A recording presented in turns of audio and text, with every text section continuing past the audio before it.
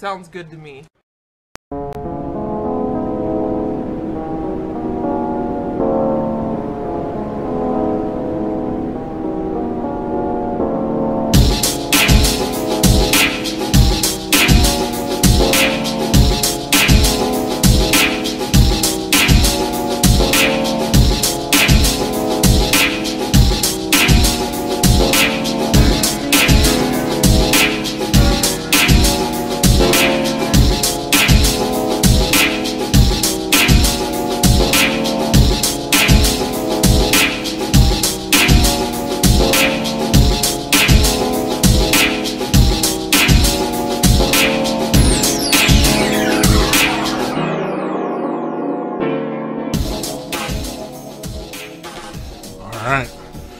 Good afternoon, good morning, good evening. This is DSP News, the unreliable ones. Ladies and gentlemen, welcome to the newsroom and welcome to the Galtopia News Network, your unreliable source for DSP News. This is the Snort Report, brought to you by SnortBucks Coffee Company, the best beverage company. Let's get it. Ladies and gentlemen, how you guys doing? Hopefully you guys are doing well. And if things worked out the way that it was planned, this should be the second video of the day for you guys. So try to kind of keep with that ebb and flow, as we're trying to catch up with August and catch up to Snort Burnell's work ethic, which is off the fucking charts, to say the very least. Ladies and gentlemen, I have two videos that'll make up our broadcast. Both, yet again, brought to us by Snort Burnell, DSP. First video, buggy game mechanics. Let's see here. Envy is persistent. Meaning of sweaty man JPEG, and Jasper scratched the leg. Second and final video to round out our broadcast, also brought to us by Snort Burnell DSP. New 4 emotes. New 4 emotes. Tips for getting money. Okay. It's not e-begging. Okay. And streaming is like a 9-to-5 job. Both of these videos were published on August 3rd of 2020, our current year of gout. Let's go ahead and do the run through. As you guys know, welcome to my TED Talk. Buggy game mechanics, that's just buggy brain mechanics, not game mechanics. It's the brain that's been crapping out, not necessarily the game.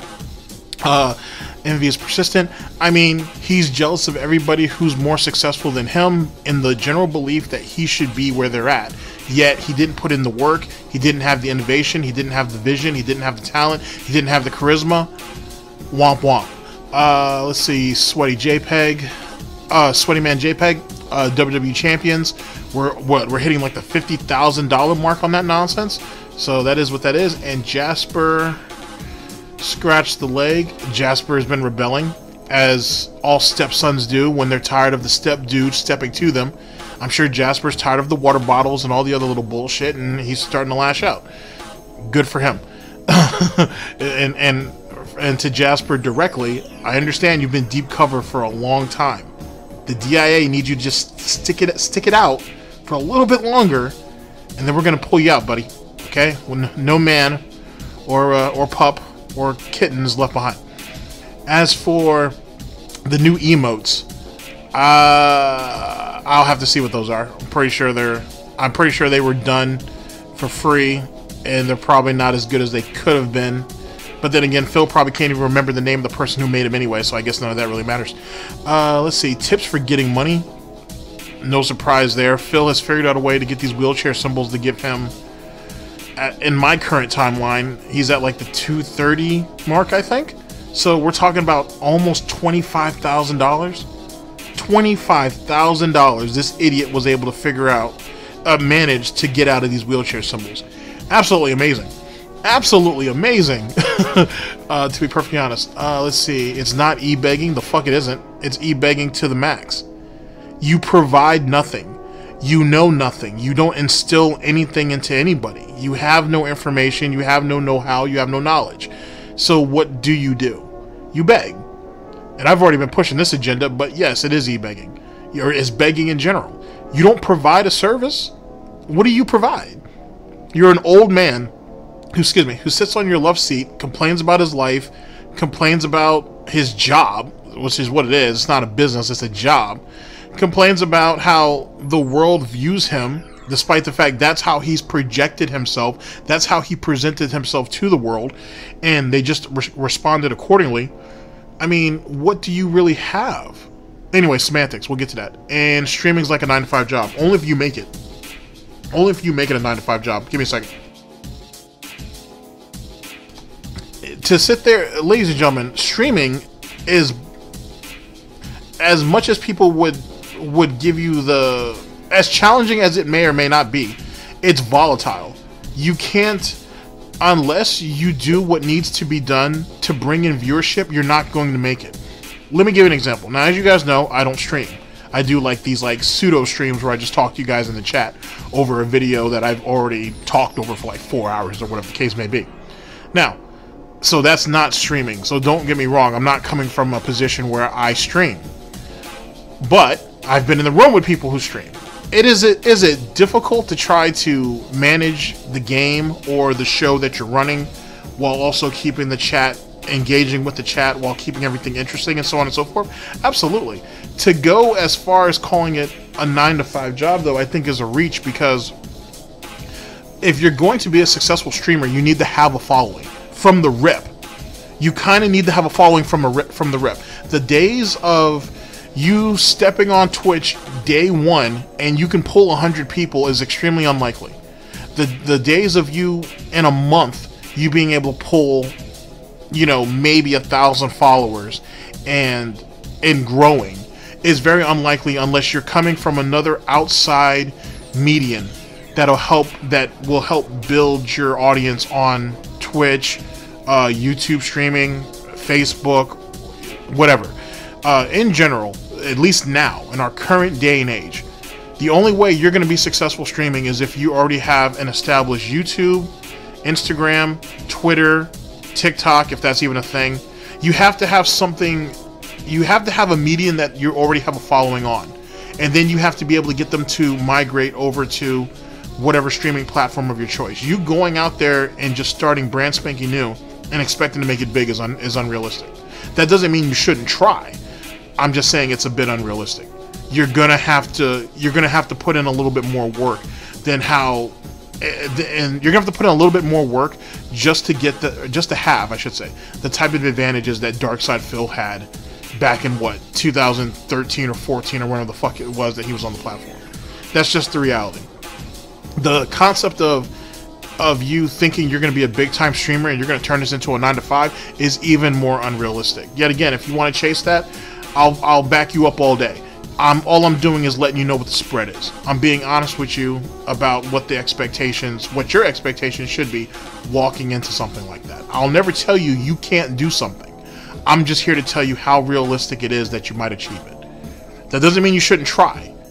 You know what I mean? I'm just saying maybe you going headlong into that situation isn't the best move. And no one ever wants to hear that. You know what I mean? No one ever wants to hear that.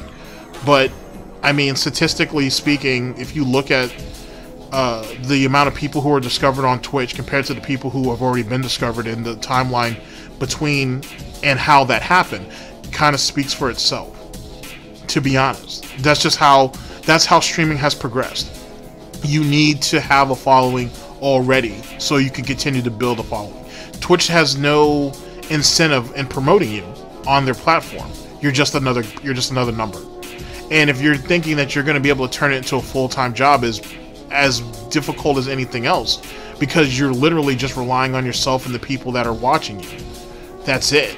Unless you are partnered, unless you have sponsorships, unless you have all this external ways of income, it's pretty much you're relying on the generosity of other people. And keep in mind that right there in itself is what would be considered crowdfunding over what Phil does every day, which is just outright begging. It's just, you have to look at the spread for what it is, to be honest. And as long as you understand what the expectations are going in, you should do fine. You can't say you're not disappointed because you knew what your odds were, to be honest. You know what I mean? I saw there was a thing on Reddit where they were like, how realistic it is that you'll be the next big thing on Twitch compared to keep grinding and eventually things will work out. On YouTube, maybe. Twitch is a whole different story. Twitch doesn't have any incentive to promote you, whereas YouTube kind of does, to be honest. It's just the way it's just kind of the way it goes. Now, granted, there's always outliers, and there's always people that can prevail over the industry standard. But I'm just trying to be realistic. A lot of people who are streaming now will tell you that. Even the big guys will tell you that. There's no reason for Dr. Loophole or Dr. Disrespect or Ninja or Shroud to lie to you. Whether they're trying to, well, with Ninja selling his book, whether he's trying to push the book or not, there's no reason to. Have you actually looked through the Twitch directory? I'm gonna finish this up. But have you guys actually looked through the Twitch directory? Do you know how many people that are playing Fortnite, Call of Duty, even Overwatch? Have you actually gone through that whole directory for those things and see how many people are streaming with 0 people watching them for hours on end? It's scary, and it's a bit heartbreaking, to be honest. I'm not going to say it's pathetic, but it's kind of heartbreaking when you watch something like that, and it can be very deterring, to say the very least. At the end of the day, am I saying what those people are doing wrong? You can have the best setup in the world, but if there's nobody watching, then does it really mean anything? Do you really exist if there's nobody watching you? You know what I'm saying? So you have to be able to put yourself out there. You have to build your following in another way. YouTube is a great example, is a great way of doing that, to be honest. You know what I mean? You stream over here, you cut some of those videos up, you edit them, you put them up there, and you build that following. And if you're not affiliated, or if you're not partnered, I should say, you can dual stream on multiple platforms, I'm pretty sure. I'd have to talk to Tevin about it, because big ups to Tevin, he's back on the platform and whatnot, getting it like he's supposed to. But I think if, as an affiliate, if you want, you can dual stream. It's when you get partnered where things get kind of foggy. So I don't know. Anyway, ladies and gentlemen, let's go ahead and get to the broadcast at hand and whatnot. Thank you for coming to my TED Talk. Ladies and gentlemen, this is the Snort Report, and this is DSP News. Always late, never breaking. Unreliable coverage that you can't count on. Oh yes, a GTG, Networking Productions. You guys all know the slogan. I don't smell no bacon cooking, but we're about to get on that. Like right now. It's time, ladies and gentlemen. It's time to watch me work.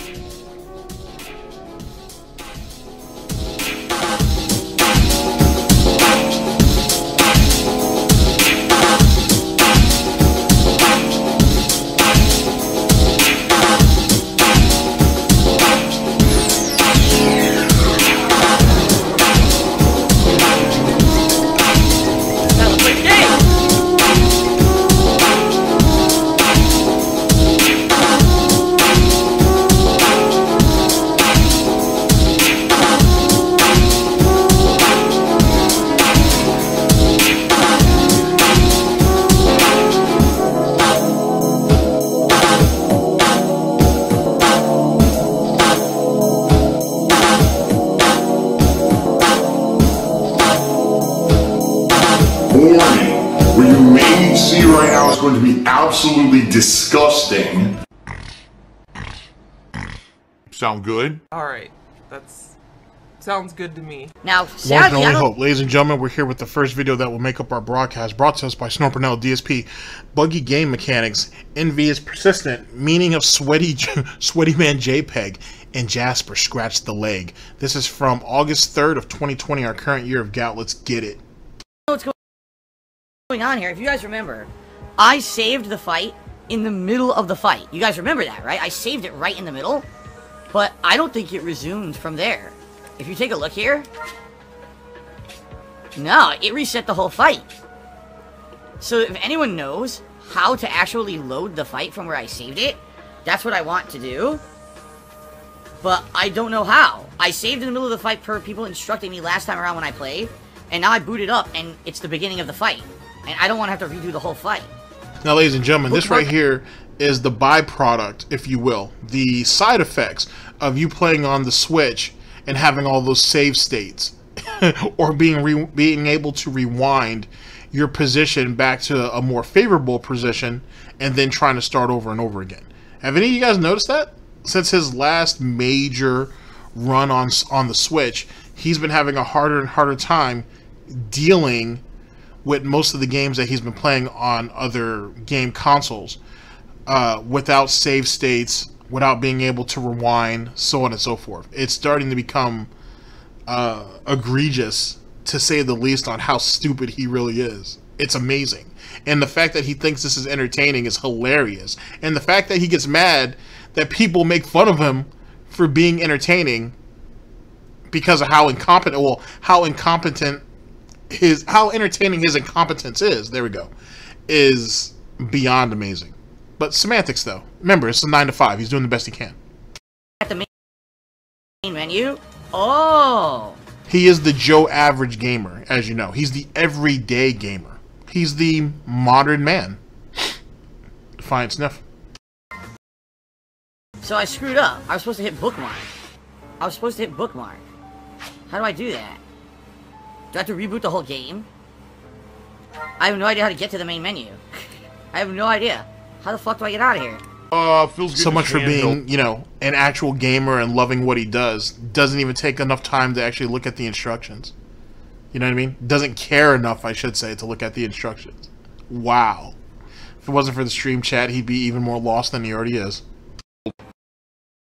Just reboot the game? Alright. See, I've never used the bookmark before. I didn't understand the whole process. Apparently I need to reboot the game and then I can go from bookmark. Good, because I was gonna say, man, I know I was a good half an hour or more into the fight. There's no way I want to redo that shit. And how many hours have you put in the game so far? Just saying, ladies and gentlemen, this is the same idiot who's taken 30-hour games and stretched them out to like 60 or 70 hours. Keep that in mind. A lot of failure to make all that up. To redo the whole fight from scratch, that would stink. Wait, what? Bookmark is gone. You've got to be joking me. I'm not kidding. The bookmark is gone. If it deleted my bookmark because I hit continue, it deleted my bookmark. I have to do the whole fight over from the start. It said bookmark before, but I didn't know what it was, so I hit continue. And when you continue, it deletes your bookmark. Apparently, what a great game. I'm sorry. So you saw where it said bookmark. You didn't know what it was, so you just avoided it because if it doesn't innately come to Darkside Phil's intelligence, if it doesn't innately embellish itself or brand itself onto his intellect, it doesn't mean anything. You reset, and then it completely goes away.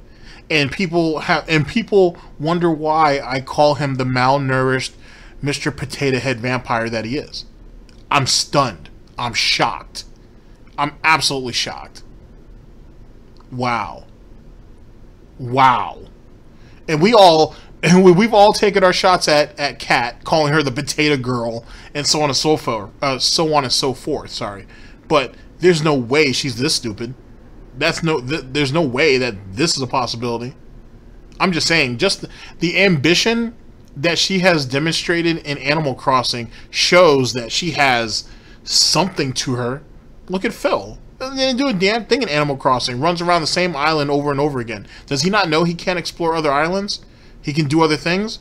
Or is he going to treat the island like his wife and he doesn't want to look at anything else? Because he's happily married. Semantics. That's really fucking bad. It's very salty, but it also has this like sour flavor to it. It does. That's because you probably forgot to brush your teeth. And if you're not bathing every day, it does affect other things. Whatever. That's the whole rigmarole in itself. Really fucking bad, and the game maker should be ashamed. I didn't say I wanted to delete my fucking bookmark because I hit continue. That's stupidity. So we gotta do the whole fight from the start. So it's the game developer's fault that you didn't go through all of the functions of the game to see what does what. How does that work? That's like someone coming to Darkside Phil, DSP, Dark Geppetto's fucking stream and says something. It says something completely, I wouldn't say off the wall, but it says something that would be probably uncharacteristic than to any of the other slaves that are in Phil's chat. And then Phil goes ahead and goes on a 20-minute fucking brigade of fucking bashing them into the goddamn invisible wall, which is his chat. Because we don't talk about stuff like that here. Oh, really? Well, it's not in the rules at the bottom. So where is that? Oh, that's an unspoken rule. We don't have to say it. If it's an unspoken rule and I'm new here, how would I know that? And that right there is a hypothetical. That's a hypothetical pignosis, ladies and gentlemen. That's actually happened, where Phil was caught making stream rules up on the fly because he saw something that he thought was a derogatory, not even derogatory, was a slap or a meme towards him. Yikes. But this idiot right here isn't even smart enough to boot the game and look at all the game functions. No, because he just wants to breeze right through it and get to the game. It's funny, too, because he talks all this hot shit about how, gaming isn't taken seriously. And because gaming isn't taken seriously, it's the reason why he got slapped off of Twitch, because no one looks at it as an honest medium, as a legit way of making a living, and so on and so forth, yada, yada, yada. But Phil doesn't respect that medium either. He doesn't respect that platform. He doesn't theoretically respect the craft either. He just plays games so he can make money. That's it. And he can't even really make money off the games. He only plays the games as a backdrop for his begging. He barely makes any money on YouTube. He bitches about that shit all the time. So where is he making his money from? He doesn't run nearly as many ads as he used to, like the first time he was on YouTube. So where does all of his money come from? From subs, from bits, and from tips. And what does Phil have to do to get all those things? He has to beg. Does he not? Oh, that's right. The e-begging part's in the second segment. Sorry, I jumped the gun a little bit. My bad. Can you do? I get nothing. There's no bookmark here. It's gone. So we just gotta do the fight from the fucking start. What a piece of fucking shit. Give me some of the salt. Give me that salt. Also, ladies and gentlemen, if this run-of-the-mill pale hedgehog, and I kind of feel bad for calling him a hedgehog because that's an insult to hedgehogs, but if this guy right here can find somebody, there's hope for you guys too. Trust me. Now keep in mind, ladies and gentlemen, he had to steal somebody else's woman to make that happen.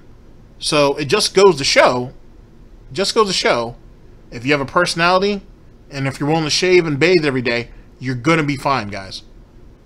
You're gonna be fine. Because if this idiot was somehow able to pull it off, you guys can too. But keep in mind though, their marriage is a sham. They're nothing more than glorified roommates. There ain't no real love there. That's why they have Jasper. So, keep that in mind too. $20 says, are you ever going to drink and play video games again like in Fallout 3 and GTA 5? Well, here's the thing. Back then, primarily my focus was YouTube. And it was a very different situation where your focus was YouTube, sitting in there till like 3 or 4 o'clock in the morning, getting drunk, cursing at games, having your neighbors yell at you, and then showing up late to work and being reprimanded by your bosses to the point to where I would assume your father had to step in to keep you from being fired until he couldn't save you and you got fired. Which is ironic too, because if you go back to pig lore, allegedly, he reshaped the company from the ground up, like completely, totally, all by himself, by the way. And he was mad that the $60,000 that he was making wasn't enough because he thought he was promised what his father's job was, which was $100,000. Now, let me repeat that. He said that he was promised his father's job at $100,000. Now, ladies and gentlemen, why would a son want to try to take his father's position? Why would you want to do that? Exactly. That seems odd. Phil wanting the money is greed. It's greed. Greed is massively strong.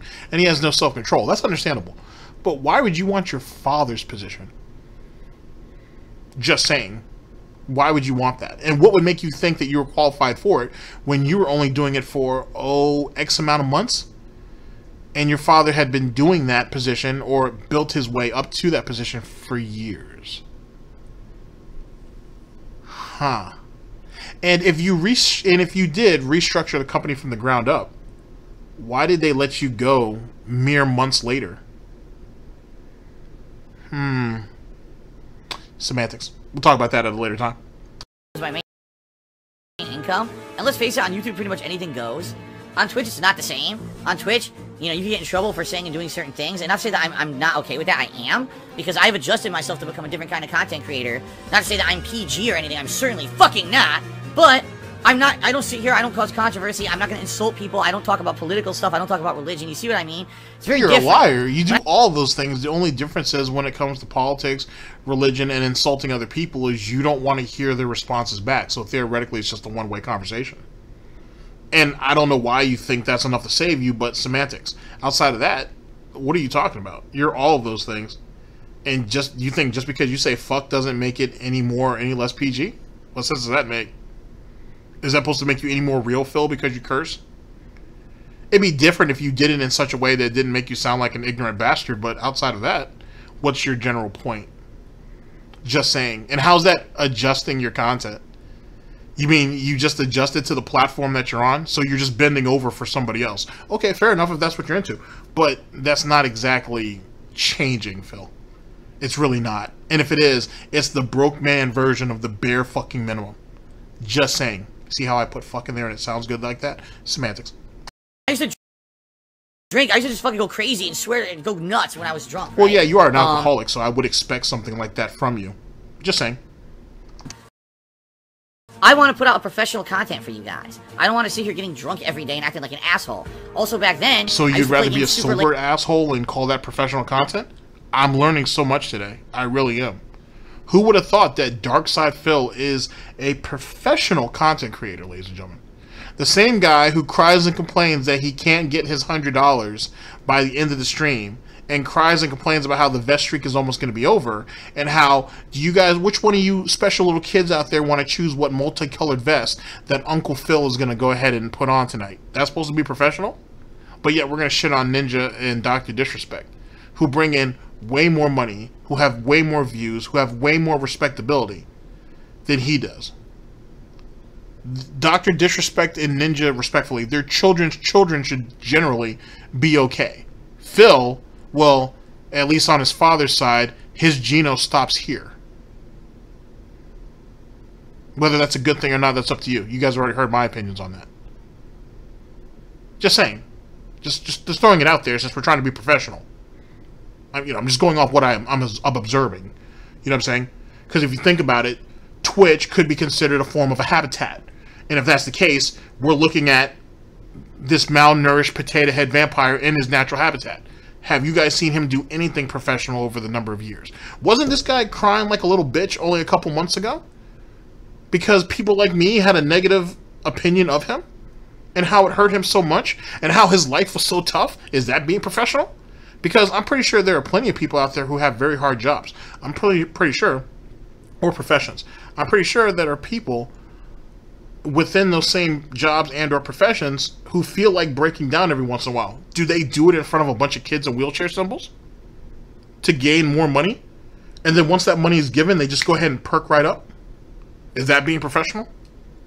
Is it professional for someone who claims to play video games, do it poorly, because one, he's stupid, and two, he's ignorant because he won't take any time to actually read the instructions, which is not like he has to go through a book and do that now. Ugh, no one wants to touch an icky book.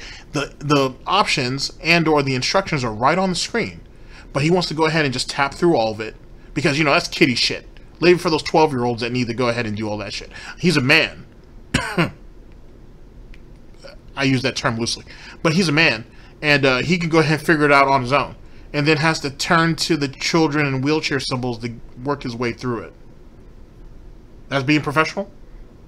Does that right there, ladies and gentlemen, that you're looking at right now, does that look like the face of a professional? Fucking bum won't even shave. Won't even present himself properly. It's funny how he can run around calling everybody Muppets, but in actuality, he's the biggest Muppet of all. The Muppet is the hypocrite who goes ahead and shits on everybody else for what they do, and then turns around and does it himself. That's like Pokemon running around calling all these other chicks up there thoughts and whores, and according to legend, she had been passed around a bunch of esports teams by a bunch of esports players at one time in her life. Allegedly. Allegedly. Oh well, I guess no one said that. I guess being a streamer is rather hard, and maybe one could consider it a 9 to 5. Hopefully, not everybody's a hypocrite when they do it. Night. So, I'm playing GTA 5, super duper late night drinking and playing for hours and hours on stream. I think I played it till like 2 in the morning or later. Obviously, I have a family now, I can't do that anymore. We all have work and everything, so it's very different now than it used to be. Now, you consider what you do work? Semantics. Jasper has a job? Damn. That's crazy. That's crazy that your father makes 6 figures a year begging. Your mom, what is Cat bringing? I don't know. Cat's bringing like between like, I don't know. She's bringing in something. Your mother's working as well as maintaining a house, but you have to get a job too? God damn, dude. That's hurtful. And how does Jasper have a job when he can't go outside because Almighty Squirrel Gang is outside? And he don't want no problems with that shit. And then there's other cats out there too. Because just in case you guys didn't know, ladies and gentlemen, Jasper is declawed. And because of that, because he has no front claws, he has the back ones, but no front claws. Because he has no front claws, he can't go outside and defend himself. He would be picked apart. I mean, you know, the teeth and the back claws don't mean anything. The fact that he could run away doesn't mean anything either. I guess because he doesn't have front claws, he has no grip, he has no traction. So running is just, it's infallible. It can't happen. It's unfeasible. I'm just saying, this is things that this idiot said. He really said that. Yikes.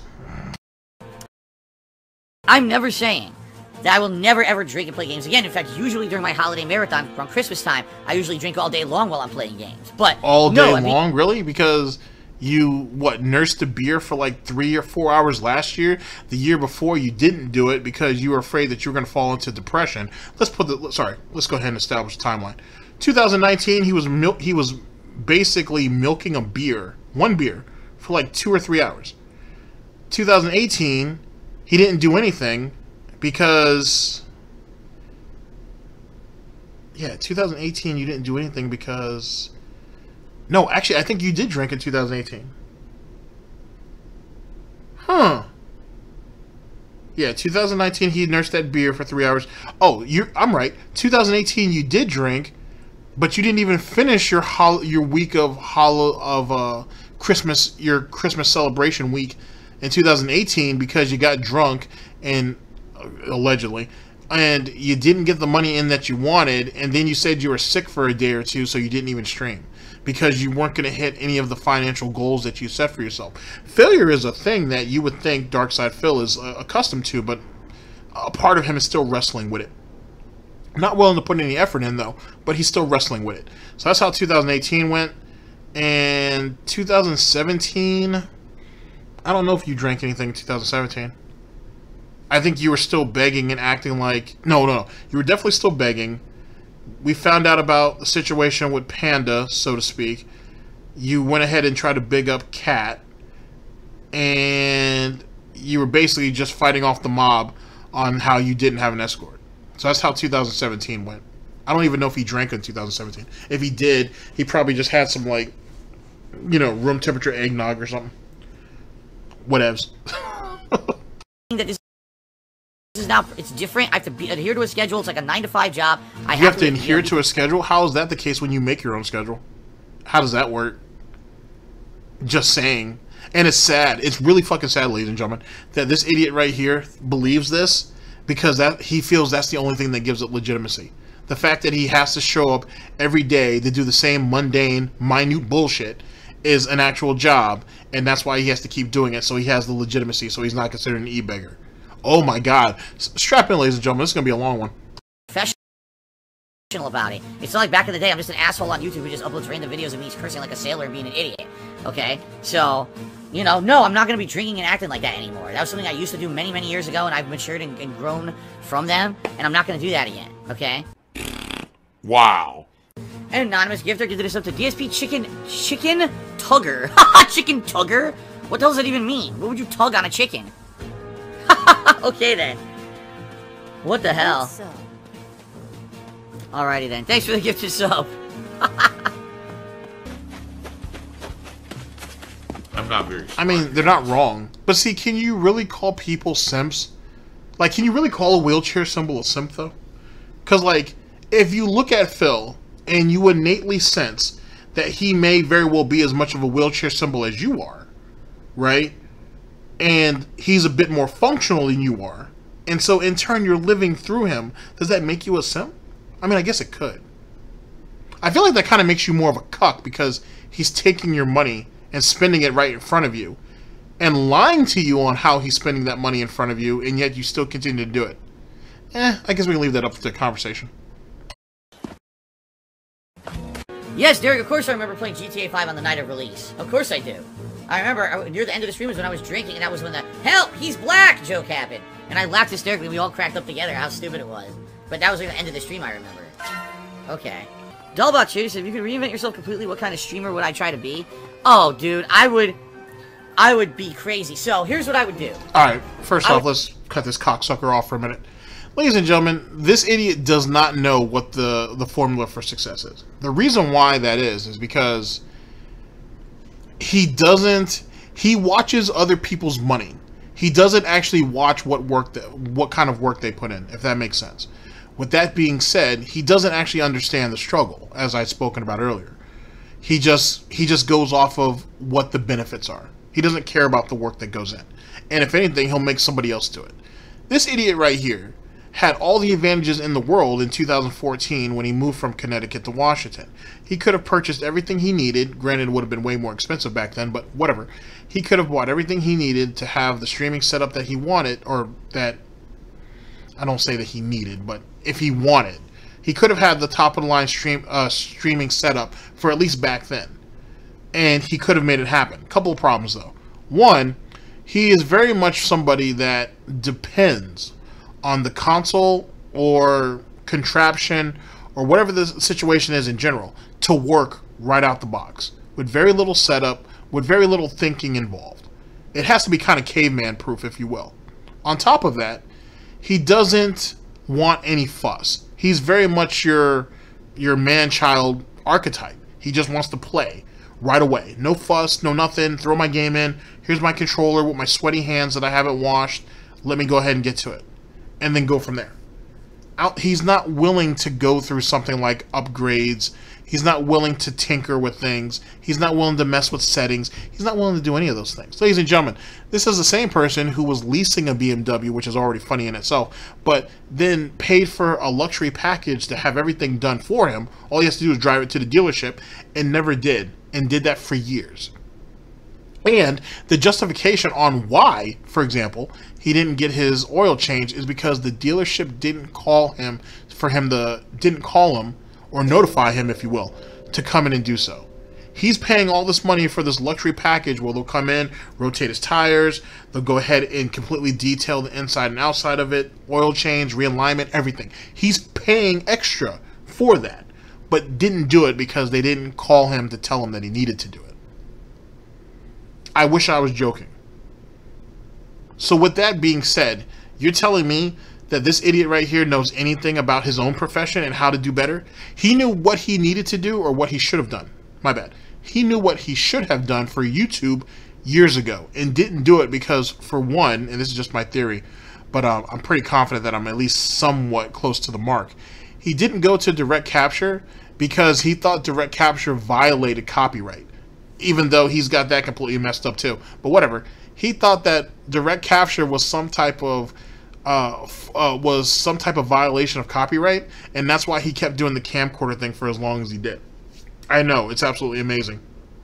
On top of that, going to shorter videos, being less of an alcoholic, a fucking drunk, and just blurting bullshit at the fucking screen and whatnot while playing terribly, not relying on his friends so much and maybe developing a personality because obviously he didn't have one of his own. Hence the reason why he had to borrow aspects of John, Howard, OJ, Panda, even Cat now.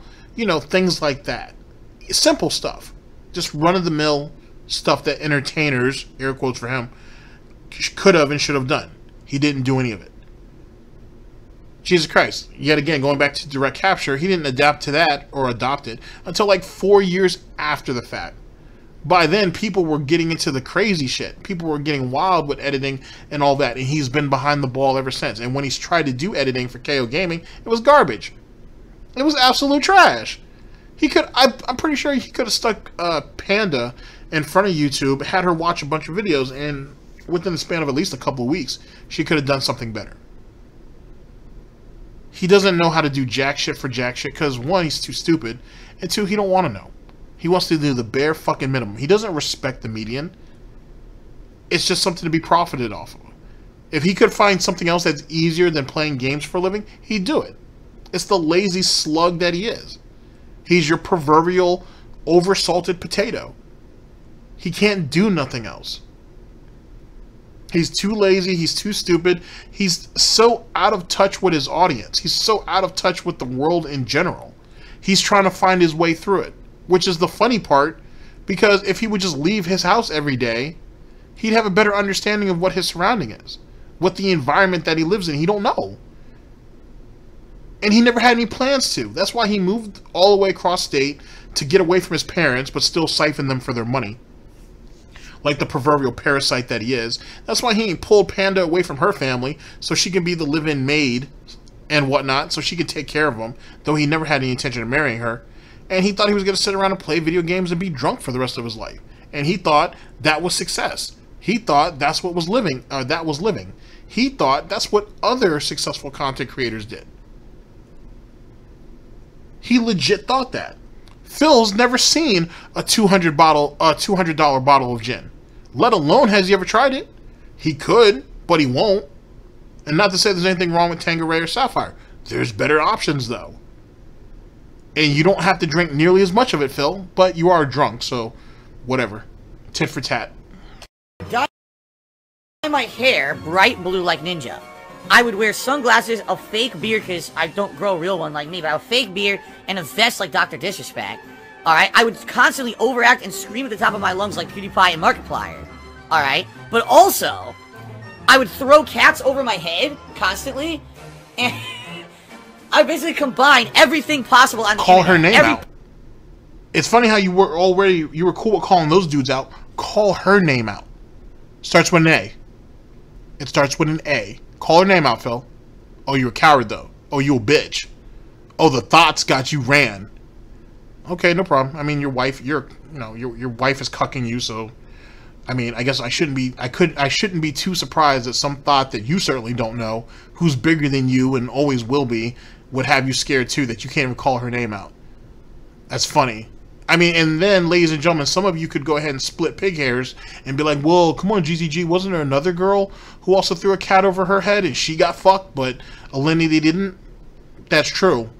But he wouldn't know her name. Her skin color is too dark. So, for Phil, he would have to focus on Alinity. But he's too scared to even say her name. He obviously knows who she is. He obviously knows what she did. Oh, well. Possible fucking thing. Alright? To get attention. Every little thing that I could do. Any piece of drama possible, that's what I would do. Okay? Everything possible. Alright. Sound good? Sounds good? Hello Alright. there. Oh! Oh! Where are we headed? Actually, if you think about it, there's a clip out there. I'm sure you guys have seen it, where Phil's like, he's sitting there in full clown mode, talking about take your shirt off, and then he lifts his shirt up a little bit and whatnot. You see all that hair and whatnot. It looked like a rug, honestly. But anyway, you see all that, which is funny because you would think, for as much hair that he has on his body, you would think he'd have a large amount of testosterone, but obviously he don't. Whatever, semantics. He has like that. He lifts up his shirt and has that huge rug, and then he puts his shirt back down. I mean, theoretically, he did the Alinity before Alinity did the Alinity. Well, I guess we can give him credit for that. Disgusting. Disturbing and disgusting. What makes it even more disgusting now that I think about it is, for as much pig hair that he had on him, I'm surprised Panda was willing to go through all the rug burns with all that. But then again, if any of you guys have seen recent pictures of her on Twitter and the flexibility that Panda has, well, she has now. Whatever. You throw a bit of Rich from Rutech USA? Absolutely not. That would never happen. He wouldn't be in my amalgamation, and we're talking big successful people. Oh! Okay. Oh my god! Was that really supposed to be a burn? I mean, whatever, I don't know. You guys are kind of in the same boat. He's just slightly more successful than you are, but you're kind of both in the same boat as far as I'm concerned. Just one side. I mean, maybe not boat, maybe like cruise liner or something. Like Phil's already on the sinking part of it, and you know, Rich is gonna commandeer his own lifeboat and say how important he is, and then just go away. I don't know. We'll see. What the fuck? Whoa! Whoa! Don't lose him. Mature adult cheer said, I missed my last cheer, so I read his last cheer. If you were dying at another shot at life, but you had to come back as either Wings or Rich from Review-Tech, who would you choose and why? I'd choose to be a turd in a toilet, to be flushed. There you go. I mean, fortunately for you, you're that now, so that works out. I don't care. I don't care about either of those guys. I don't know about them. I don't give a fuck. So stop asking me stupid questions. But we already know that's a to lie because, for one, you just took shots at Rich on how successful he allegedly is. And two, you're knee-deep in the wings like memes and shit. I mean, since you're on Kiwi Farms, I'm sure you went to look and see if Rich Wings or Low Tier God have threads, which they do. Just because you have the most predominant thread doesn't mean that those individuals don't have threads either. You might have to look a little further for it, but it is there. What the fuck? Running around talking about, I don't care what the detractors say, but yet he's on Kiwi Farms and on detractor Twitter all day, especially on his days off, when he's supposed to be out spending time with his wife. With my wife. And he's sitting there on Twitter, just like on his honeymoon, right, Phil? You remember what you did on your honeymoon, right? You were on Instagram and Twitter, seeing what everybody had to say about you instead of putting the business into Cat. That's okay, because there's always a better man that's going to dig out her dugout anyway. But, you know, I'm just saying, you could at least act like you're going to go ahead and consummate the marriage, but, you know, whatever. You know, there's only so much size that you have, and, you know, it's not like you're going to be able to work anything out anyway, because if you did, you would have done that with Panda years ago. But we all know that the legend is that, the mythos is that when you guys moved from Connecticut to Washington, apparently you couldn't get it up and the sex just dropped off. Sorry about that, Panda, but it's the truth that you put out there yourself. So, I mean, you know, Phil can only do with what he has, and it's not very much. You mature adult, but Sweaty Man JPEG just unseated you with 103-bit cheer, so you lost. By the way, I'm pretty sure the Sweaty Man JPEG is a reference to the WWE mobile game, even though I have no idea how a mobile game would be a JPEG. I'm confused about that, but I know the people on Kiwi Farms, when I was reading up on the whole mobile game thing, they were referencing it like that. Something about a Sweaty Man game, so that's why I think it's the same thing. I could be wrong, but I think that's what it's a reference to. I really don't give a shit. Because since he's kind of admitted that he goes on Kiwi Farms, I feel like he... mentally, of course, because we already talked about his deficiencies below the waist or the belly or whatever you want to call it.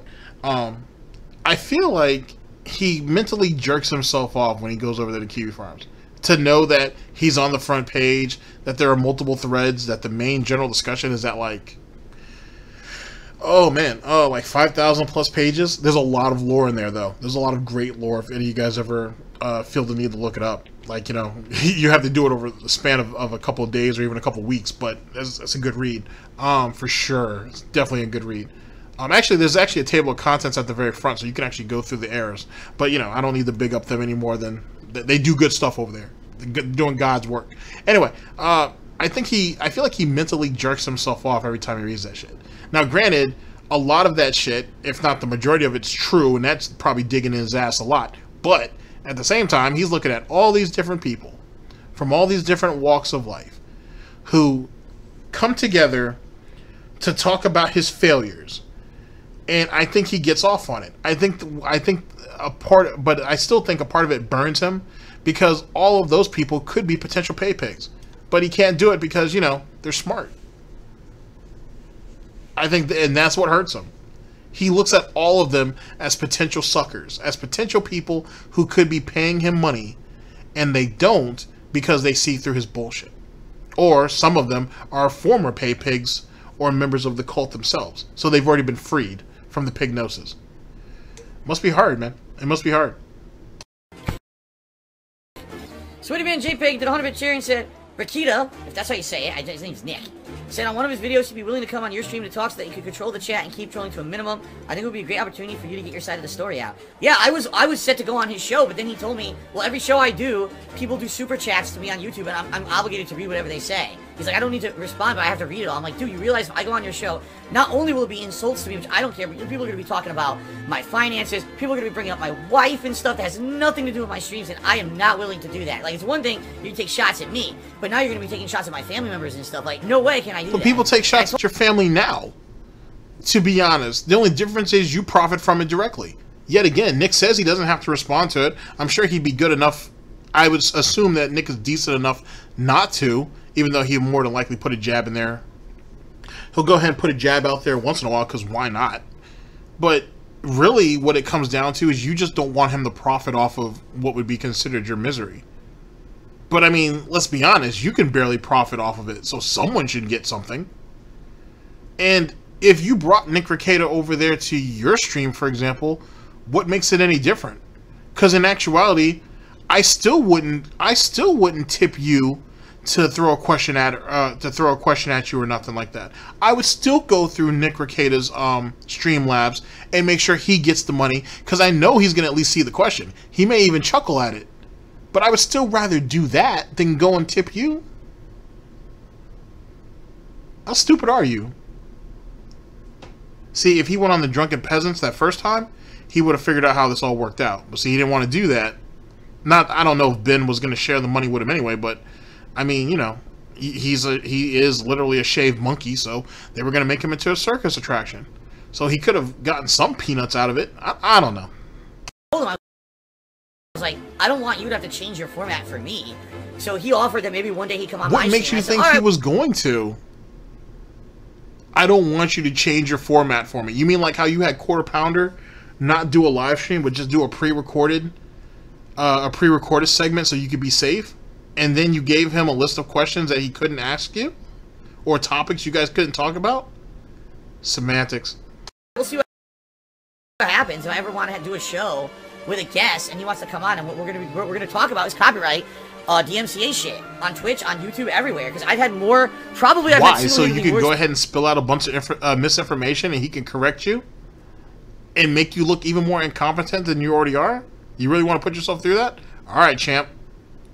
Experience than most people with it over the years and how it's changed, and he wants to talk about it. Like, he actually really wants to talk about the subject. So right now I'm so effing backlogged on stuff now, and now I'm losing even more time with streams and stuff because of this DMCA shit that I can't commit to it. But eventually I would like to do that. You even sat there and told us throughout your whole banning / suspension saga that you were trying to stand up for not just yourself but for other people who do what you do, and you were trying to get the information out there, and you were saying how unfair it was that people in your profession, in air quotes, are susceptible to this type of trolling and misuse of the system and so on and so forth. Nick is willing to give you a platform of almost 100,000 subs on his channel to speak on the subject and talk about your experiences and so on and so forth, which is going to be funny because in actuality, the only thing that you could actually tell him is that behind the scenes, when you have a point of contact, you just bitch and complain at them obsessively until they do what you want. I don't know if that's really getting anything done, and I don't know if that would qualify as any type of progression in the particular situation, but whatever. But what point of the conversation can you even really talk about? I mean, to be honest with you, as it pertains to the misuse of the system, all Phil can really talk about is how he's misused the system. He won't do that. All the people he's had deplatformed or videos taken down, he won't do that. Or how the trolling has allegedly affected his business. And even then, with Nick not knowing those pieces of information, despite the fact that Nick does have people in his community that are, I think I was saying connoisseurs, aficionados. I knew that, aficionados, there we go. Because I know I was definitely mispronouncing it earlier today. They would be able to clue Nick into most of that. Maybe not all of it, but most of it. So Nick would be able to dispel most of the lies that Phil's going to throw at him. And Phil don't even understand how the system works. He just understands where his hoof fits in that gives him an advantage. Outside of that, he knows jack shit about jack shit. So that's going to be a really short conversation. I feel like Nick would be wasting his time. Under reasonable circumstances. Unless you're going to bring a third party in there. Oh well. Maybe have him on a stream where we can all just talk about this stuff in like a setting where he's gonna have, you know, legal experience and legal takes, while I can talk about how it single-handedly affects my business in different ways, you know. So it'd be interesting. But you don't have a business though, remember? Because in 2017 you said you don't have a business, and then you were forced to pay state and business occupation tax. And just because you're forced to pay back state and business occupation tax does not mean you actually have a business. Because by your own words, your own snorts, you say you don't run a business. You say this is just an online thing that you put out videos and you make money, which is pretty much what you do and whatnot. You did it poorly, but that is what you do. That's not a business then. Just saying, because any Joe Smo could do it. And if you look at his face right here, it's like his cheeks are all bloated. It's like he's having an allergic reaction or something. And his face is slumped over to one side. Anyway, I'm sorry. Let's not be a dick. It'll be an interesting thing, I think.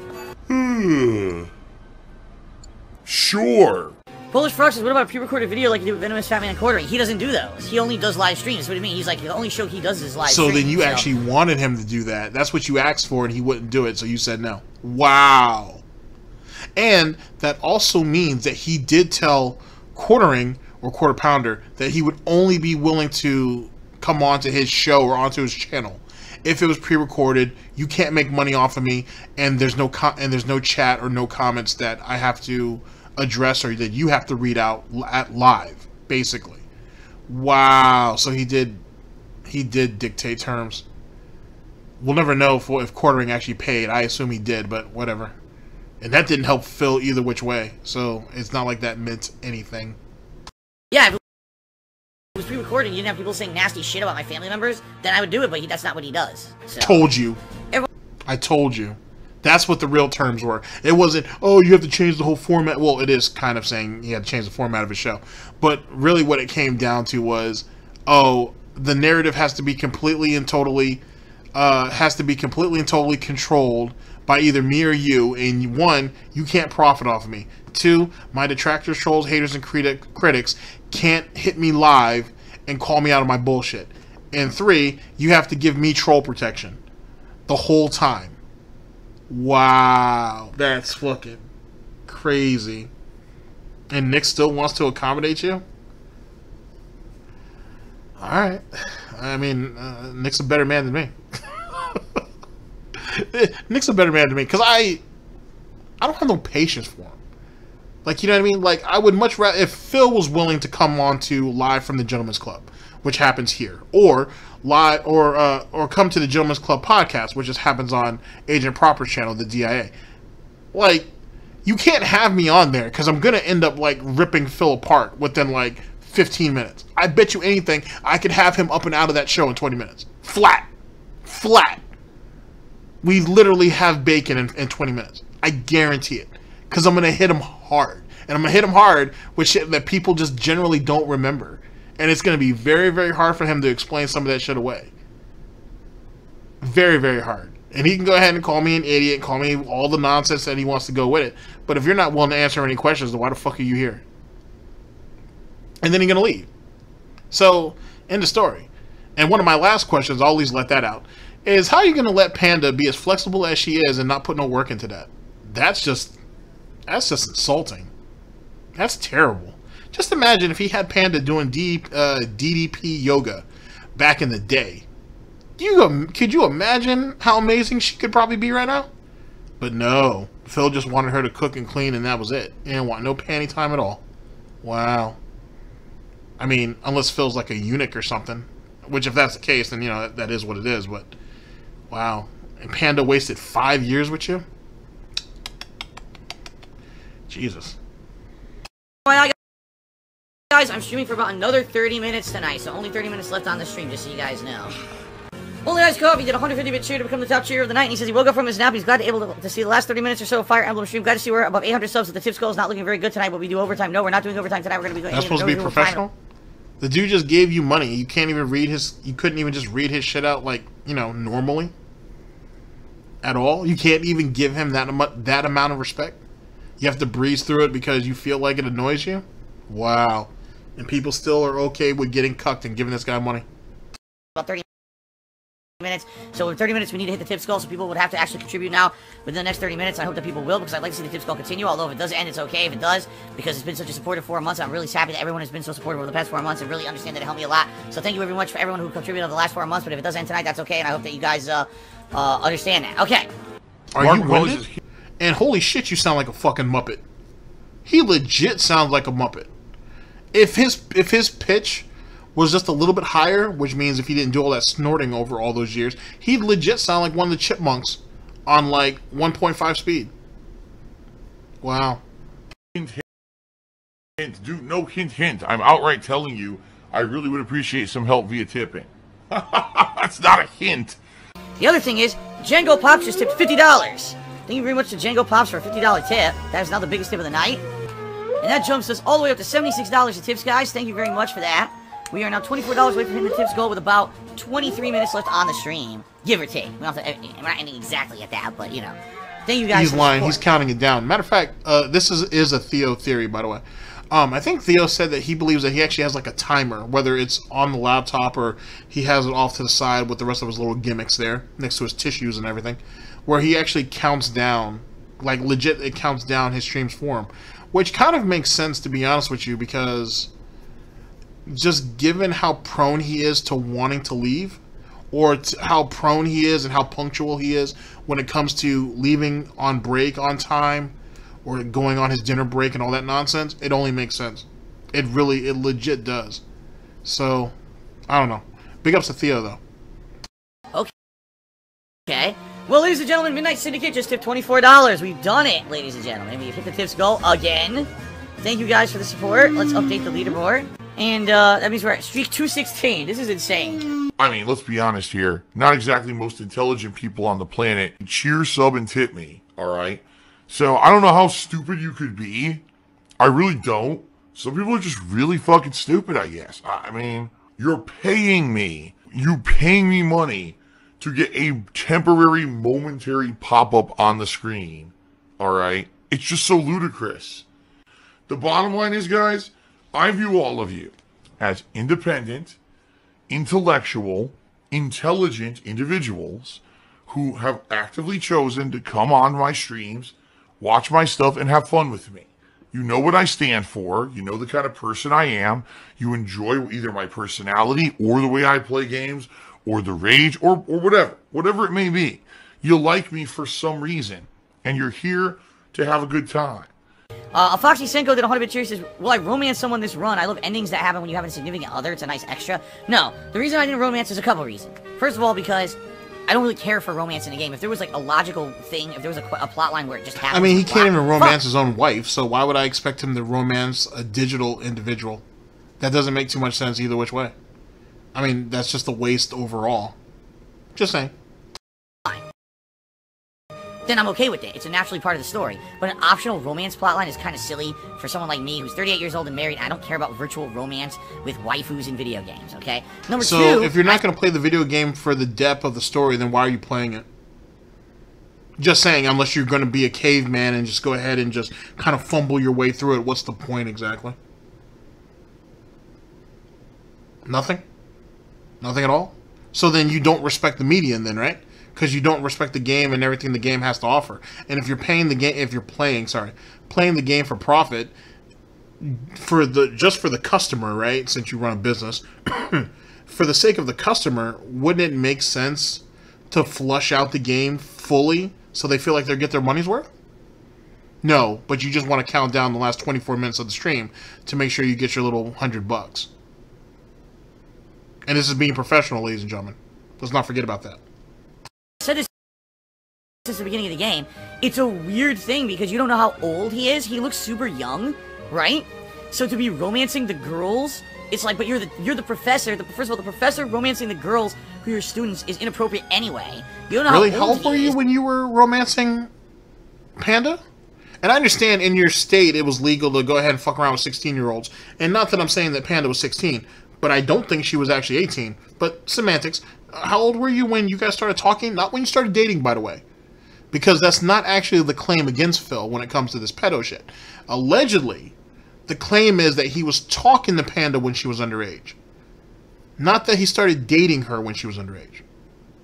So, yet again, how old was Panda at the time? Just wondering? Just curious? You know, for DSP lore's sake? Just so we can go ahead and squeak that out.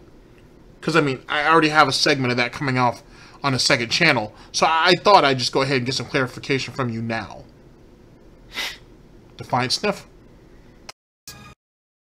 For having an age-appropriate relationship, and then yet the older women in the game also, it's so weird.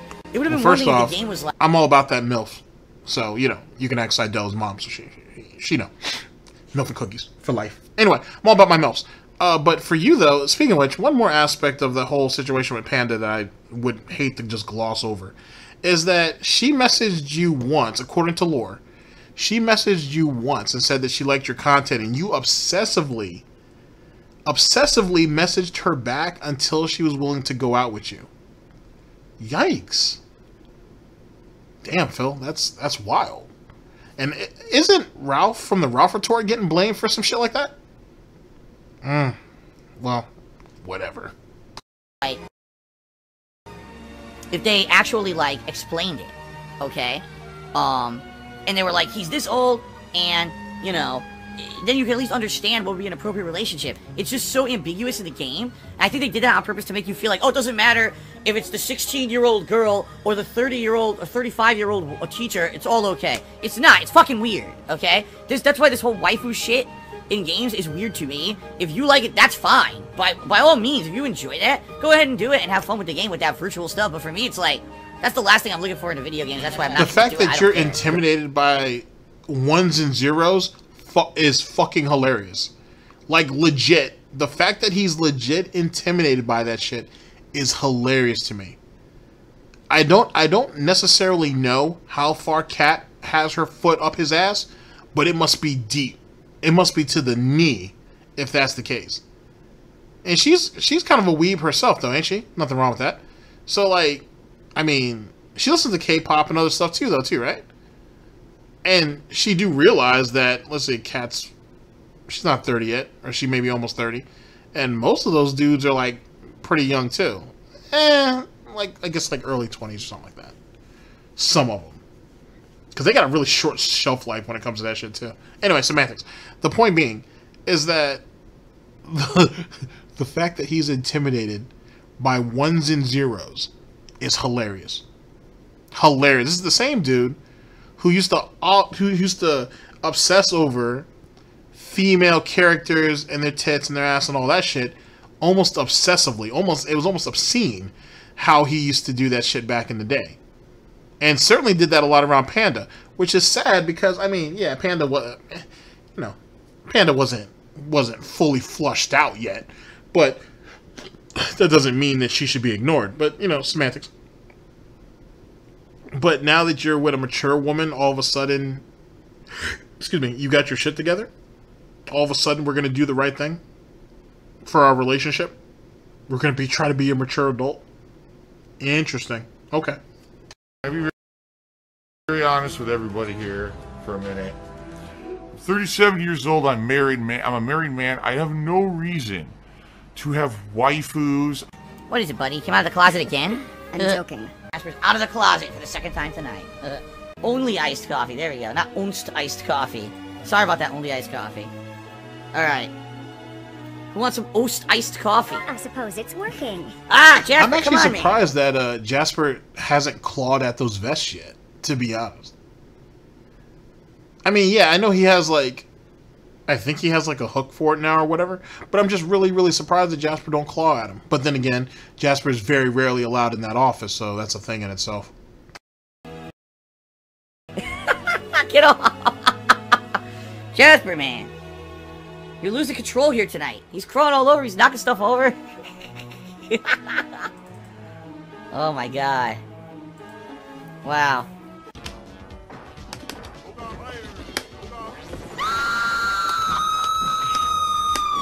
What the hell? Look what Jasper did! Jasper just did that! Jasper just did that! Jasper just did that! Dude, Jasper hit... he hit the input on the keyboard and it changed it over to that scene. It's okay, buddy. That was hilarious. That was hilarious. Jasper did that. Dude, what the hell? Phil has indoctrinated children who send him money, blatantly milking for money. It's a money pit. It's gone. Indeed it is. Gone. Alright, ladies and gentlemen, I will see you guys for the second and last video that will round out our broadcast. I'll see you guys for that one in just a second. Holy shit. Like that. In an instant, fucking gone. I just care about money. That I just can't help it. By eBay. Contributions are mandatory, but I need your help. I am appealing directly to you. First tonight. Oh, by the way, FYI, it's now past the time when you can nominate games for the Rageathon. Later tonight, after this stream ends, I'm gonna make the poll by which you guys can vote on the games for the Rageathon. I'm gonna be very honest with you guys right now. I'm not too pleased with the games that look like they're going to make it to the final poll.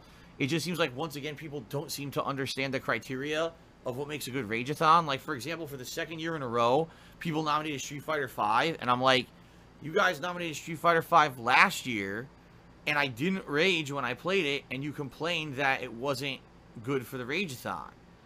And I was like, okay, well, you guys nominated it, not me. So hopefully you learned from this, and now it's nominated again. It's like, why did you do that? I don't understand it. Like, I'm honestly flabbergasted. Did you not learn from a year ago? Same thing with Crash Team Racing. So Crash Team Racing was nominated for the Rageathon. That's great, but I already did everything there is to do in Crash Team Racing. All right. So if I play it again, you guys are probably going to say, okay, go back and do the time trials. Okay. So I'll play them a few times. I mean, I'm not going to be playing Crash Team Racing for more than like an hour to an hour and a half tops. I'm sure they'll be challenging, but I don't see why that's going to cause me, like, rage. Like, for me, when I think Rageathon, I think, you want me to play Super Meat Boy, or you want me to play I Want to Be the Guy, or you want me to play Mario Maker 2 stages that are, like, insanely difficult, just like... This is how I play the game!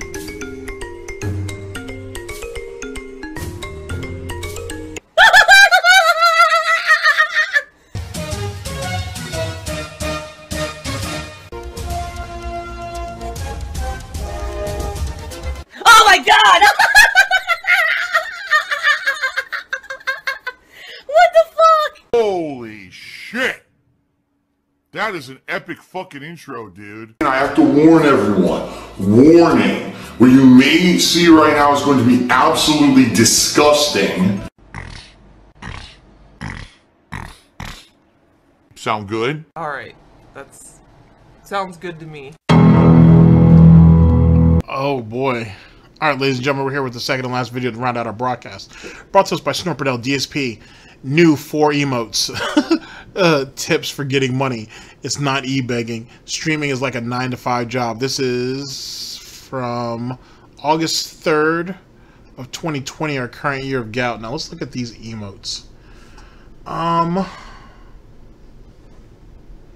So you got 2 emotes that are exactly the same except for the hand. A record emote, which, I mean, I guess that should have been like YouTube mode on or something like that. And then the lean over, it wasn't even really a lean in. That's like a partial lean in manual. Wow. Okay. Well, you know, it is what it is.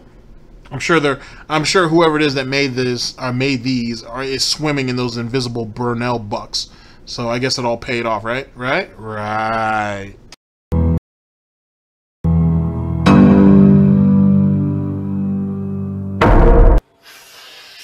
Ugh.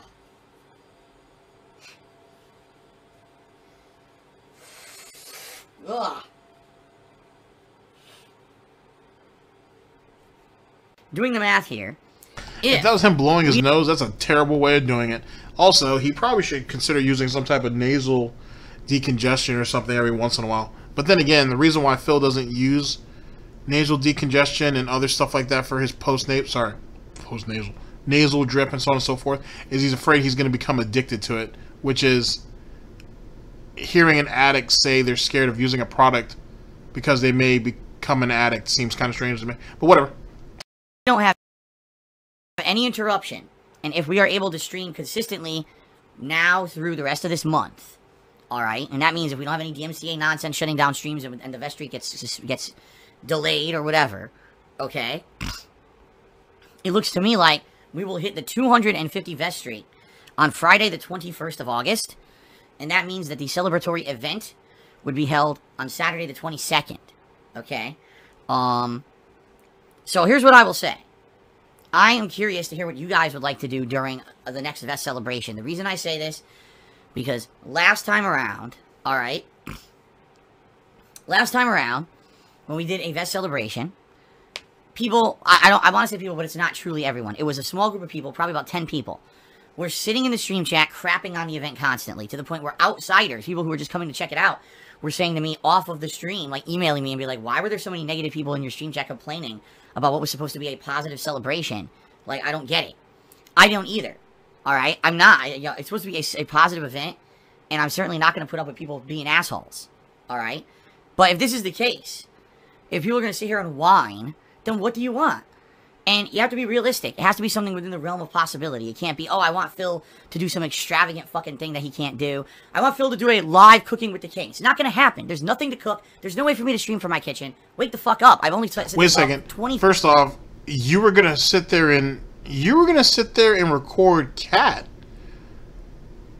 doing cooking with the king and queen or whatever the fucking dumb name he was going to come up with that shit. He was planning on doing that. He talked about that before she got there, and then even after she got here, ended up getting there. And it just never happened because obviously she wasn't willing to do it. So how is it a problem then? On top of that, you have a tripod out of the many broken ones that you may have. You're telling me you just can't put something together? Matter of fact, couldn't you just have Cat hold the camera for you? Matter of fact, it's just cooking turkey burgers. Like, you're telling me you can't do that with one hand? Is it really that difficult? What the fuck? That's not difficult. That's not hard at all. Matter of fact, the stand that he uses for his camera right now, that's in his office / studio, he could use that to record himself. What's the point of all these excuses? Like, legit, what's the point? You're making all this money, right? Or you have these people willing to give you all this money, and you can't do the simplest shit. It's even more simple. It's simpler, I should say, than him just sitting there waiting for whoever it is to deliver his food and act like he's giving you an in-depth review on what it is. The dude barely bathes. Who knows how often he brushes his teeth? How much of those flavors can he really describe to you and whatnot? You know what I mean? I doubt that he could tell you the difference between robust or savory. Like, what does he really have on the ball? He's your modern-day consumer. He's completely and totally dependent on someone else to make his food for him because he's too lazy and too stupid to do it himself. Who would even want his opinion on anything, to be honest? Whatever. 5 times over the last week and about 25,000 times in the last decade. I haven't done a cooking video since 2014, and I haven't done cooking with the king since like 2010. What is your problem? Seriously. So basically you can't cook, which means that you've been lying to them when you're saying I have to leave the stream early or I have to cut the stream off or I'm going to show up to the stream late because I have to cook for my wife. Right? Right? One would assume that, right? Right. Oh. This is what I'm saying. I need suggestions. Alright? Suggestions of what you actually would like to see. You mean, so when someone suggested cooking with the king, they didn't actually want that to happen? They just threw that out there for semantics, I suppose?